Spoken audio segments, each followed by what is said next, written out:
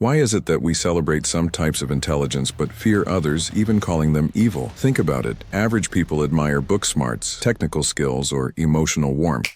But when intelligence shifts into strategy, manipulation, or perception control, suddenly it feels dangerous. Why? Because this type of intelligence doesn't just solve problems, it bends reality. Strategic intelligence isn't about knowing facts, it's about knowing people. It's about predicting moves before they happen, framing situations so others play by your rules, and turning your weaknesses into leverage. To the average person, this can feel unfair. It looks cold, it looks evil. But here's the truth, it's not evil. It's power, and power always makes the powerless uncomfortable. Let's break down why this fear exists. First, there's the fear of manipulation. Most people are constantly influenced every single day by advertising, by politics, by social pressure. They live in a world of subtle control, but when they see someone consciously using psychology to guide outcomes, they panic. They label it evil because it shines a light on how fragile their own autonomy really is. It exposes the strings they didn't even know were attached to them. Second is the myth of morality. Average minds often believe intelligence should be used for good, for kindness, for making life easier for everyone. But strategic intelligence doesn't operate by those rules. It asks a different set of questions. What works? What wins? What ensures survival? And let's be honest, survival doesn't always look polite or play fair. When you use intelligence to outmaneuver, to dominate, to control, it shatters the comfortable illusion that life is supposed to be fair.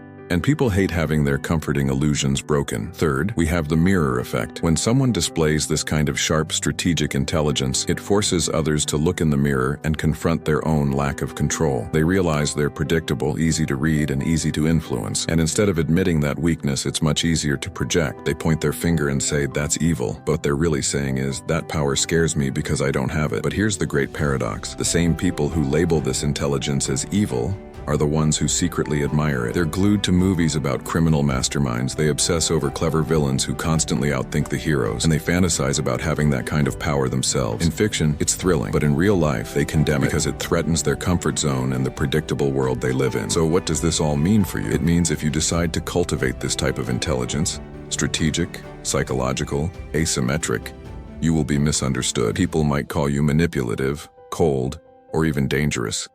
But that is often the price you pay for seeing the world with clarity, for seeing the game board while others only see the pieces. Because here's the final, crucial truth. Intelligence itself isn't good or evil. It's a tool. A knife can be used to prepare a meal or to cause harm. Fire can warm a home or burn it to the ground. In the same way, strategic intelligence can be used to liberate yourself from manipulation, or it can be used to enslave others to your will. The label, good or evil, simply depends on who is holding the tool and how they decide to use it. So the next time someone calls this form of intelligence evil, remember what's really happening.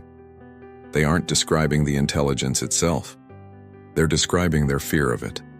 And fear is always the language of the average. If you want to rise above the average, you have to stop asking whether intelligence is good or evil. You need to start asking better questions. Does it work? Does it give me control over my own life? Does it move me closer to my goals? Because in the end, the world doesn't reward simple morality.